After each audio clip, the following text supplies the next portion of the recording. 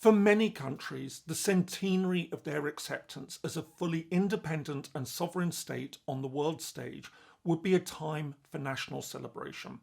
However, for Hungary, it's an occasion for mourning, a reminder of what most people in the country still see as a moment of national humiliation.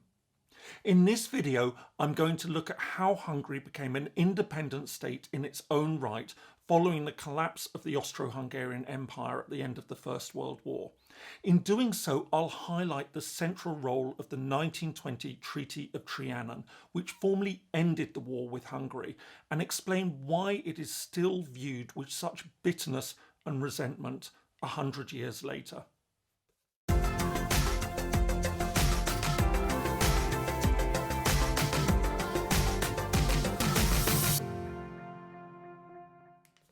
Hello, my name is James Ker-Lindsay. Welcome to Independent Thinking, a channel dedicated to international relations, statehood, independence, and the origins of countries. We often think of independent statehood as a moment of joy for countries, the point where they emerge from some sort of external control and are recognised as a sovereign entity in their own right on the international stage.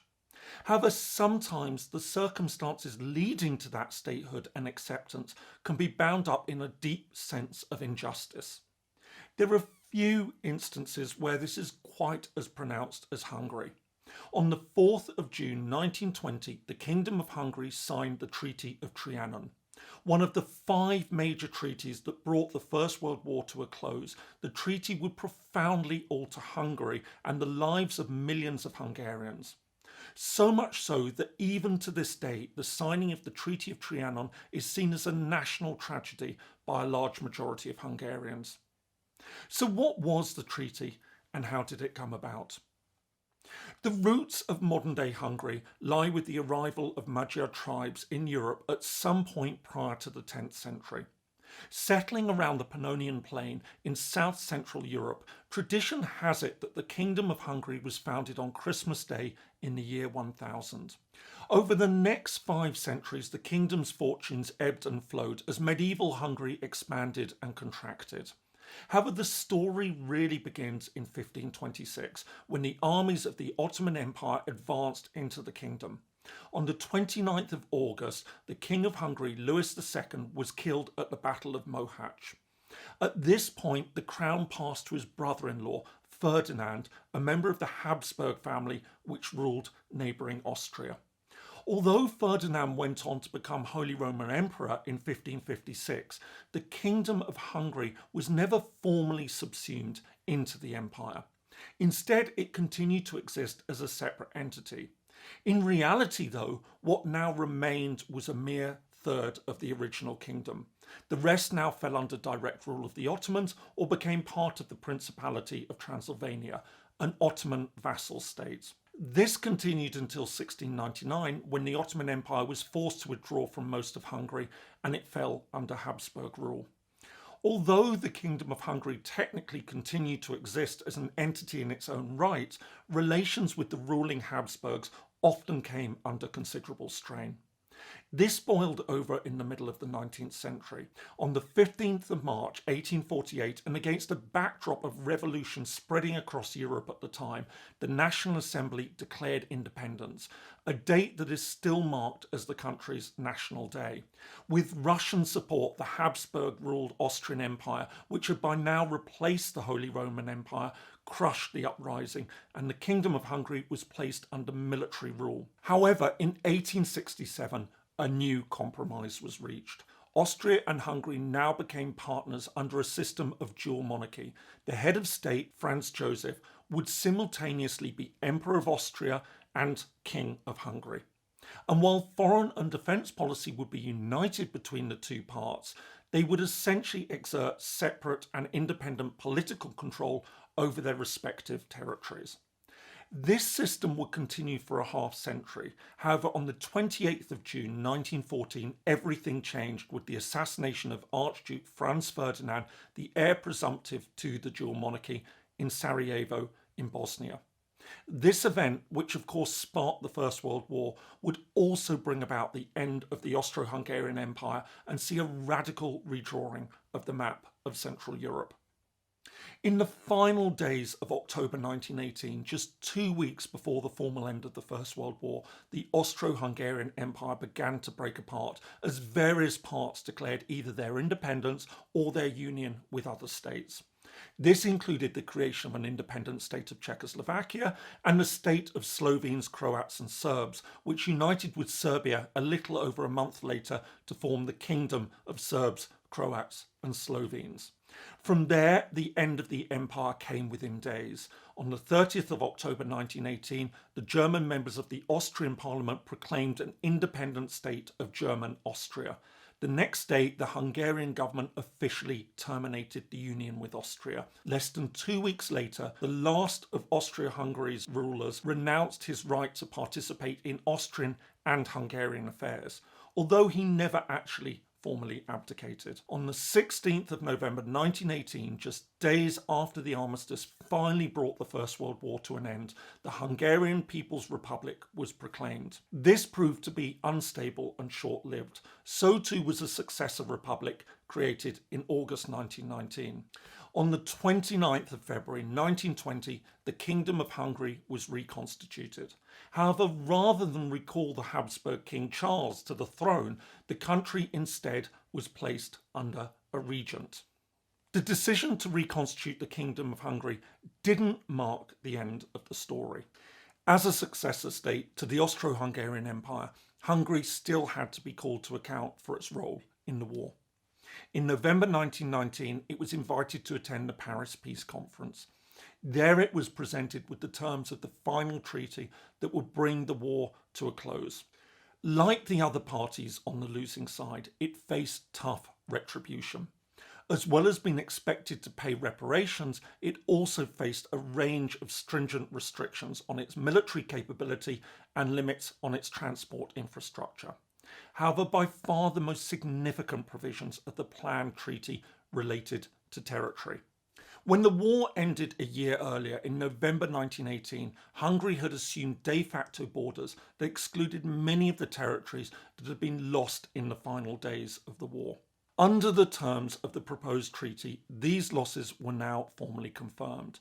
The country's borders with its four neighbouring states, Austria, Czechoslovakia, Romania and what would eventually become Yugoslavia, were all defined in precise terms. This not only confirmed the loss of territory at the end of the war, it saw even more territory removed. Moreover, Hungary would be required to formally renounce any and all territorial claims in these countries, as well as claims to territory in other countries such as Italy and Poland. The effects of the border changes were enormous. Hungary now lost 2/3 of its pre-war territory. In addition, it would have a profound effect on the Hungarian people. It was estimated that around 3 million Hungarians, roughly 30% of all Hungarians, now found themselves living outside of the country. Not only that, Hungary was required to remove the right of citizenship from Hungarians living beyond its borders, thus severing the links with them. Needless to say, the terms of the treaty were greeted with horror by the Hungarian government, which felt that Hungary had been treated far more harshly than the others on the losing side of the war. As the head of the Hungarian delegation to the conference famously stated, the choice the country faced was equivalent to having to ask itself if it should rather kill itself so as not to die. Nevertheless, as humiliating as the terms were in the view of the Hungarian government and the wider population, the country had no choice but to accept them.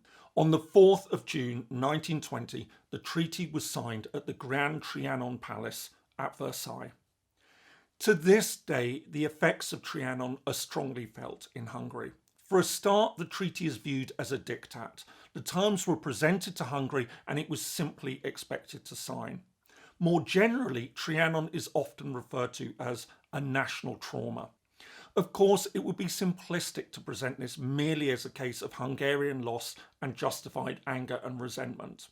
For a start, it needs to be remembered that the lost territories that became independent or united with other countries also included populations that saw their own desire for self-determination realised. Indeed, in his 14 points unveiled to Congress in January 1918, President Woodrow Wilson had explicitly stated that the peoples of Austria-Hungary, whose place among the nations we wish to see safeguarded and assured, should be accorded the freest opportunity to autonomous development.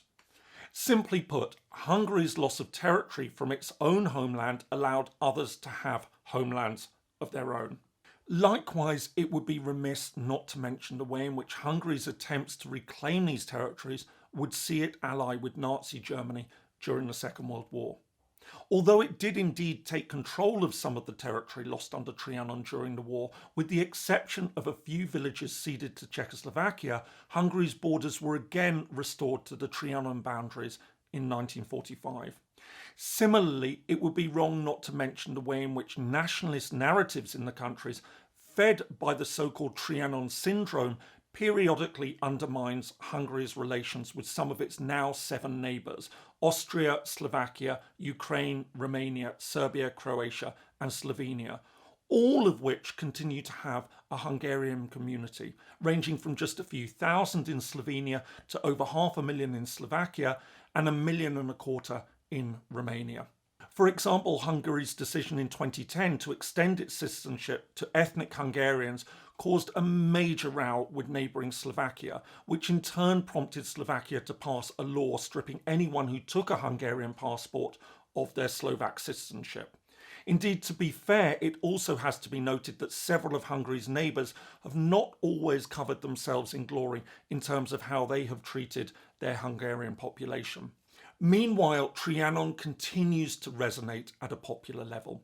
For instance, a poll taken in early 2020, just months before the centenary of the signing of the treaty, showed that a staggering 67%, 2/3 of Hungarians agreed that part of the neighbouring countries belong to them, including 40% who completely agreed that they do. Hungary has a long and fascinating history. An independent medieval kingdom, in the face of an Ottoman threat, it came under Habsburg rule, but remained a formally separate kingdom from the Holy Roman Empire. In the 19th century, after having tried to break away from Austrian control, the kingdom eventually became half of the dual monarchy of the Austro-Hungarian Empire. Then, with its defeat in the First World War, the empire split and Hungary found itself on its own. After a couple of short-lived republics, it became a kingdom again, albeit one that would never again have a king. However, the defining moment in Hungary's transition to independence came in June 1920, when its status as an independent and sovereign state was officially acknowledged under the terms of the Treaty of Trianon. And yet this acknowledgement came at an extraordinarily high price in the view of Hungarians. Trianon came to be seen as a moment of humiliation. In the centuries since, and even to this day, the effects of Trianon are still deeply felt in Hungary, occasionally in deeply disturbing and nationalist ways. The loss of most of the country's territory, accompanied by the loss of 1/3 of the country's ethnic Hungarian population, is still a source of anger and resentment. To many, it ranks alongside the Battle of Mohács as a defining moment in the history of Hungary and the Hungarian people. It also explains why the centenary of the Treaty of Trianon, the moment that Hungary became a full and accepted member of the international community after the end of the First World War and the collapse of the Austro-Hungarian Empire, is nevertheless seen as a moment for national mourning rather than celebration. I hope you found this useful. If so, here are some more videos from the series that you might enjoy. And please do press the like button. Also, don't forget to subscribe. I post new videos on a regular basis. Thanks so much for watching and see you in the next video.